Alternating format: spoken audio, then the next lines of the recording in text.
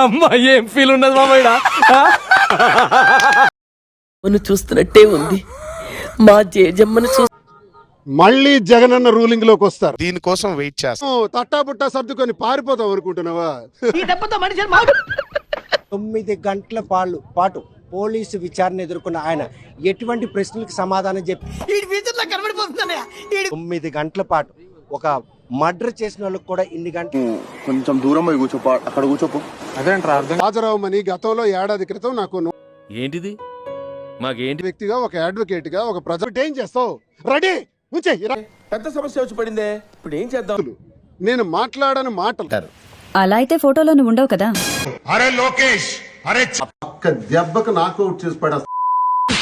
ఇప్పుడు చెప్పేది ఇప్పుడు అపోజిషన్ లో ఉన్నాను, సస్పెండ్ అయి ఉన్నాను, ఒంటరిగా సరదాగా 6 నెలలు రెడీ. దమ్ముంటే ఇవాళ 10 గంటలు మళ్ళీ నేను వెళ్ళి అండగా ఉంటాను. ఈ జిల్లా అప్పటికి నా మీద దాడులు చేసి భయపెట్టి మంత్రిగా నీకు సవాల్ చేస్తున్నాను, తీయవయ్యా దమ్ముంటే.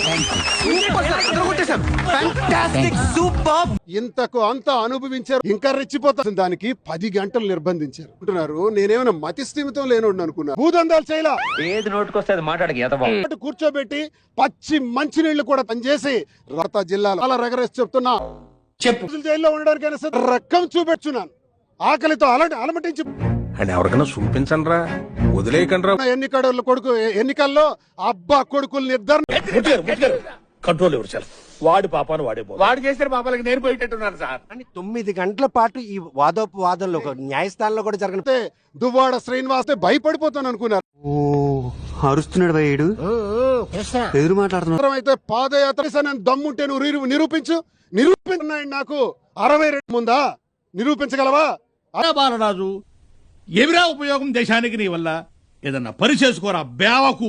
నోటీస్ మళ్ళీ మీరు 5 రోజుల్లో రావాలి చేయడానికి. అచ్చెన్నాయుడు ఆవిడండి లఫుట్ మనకు అవసరమా?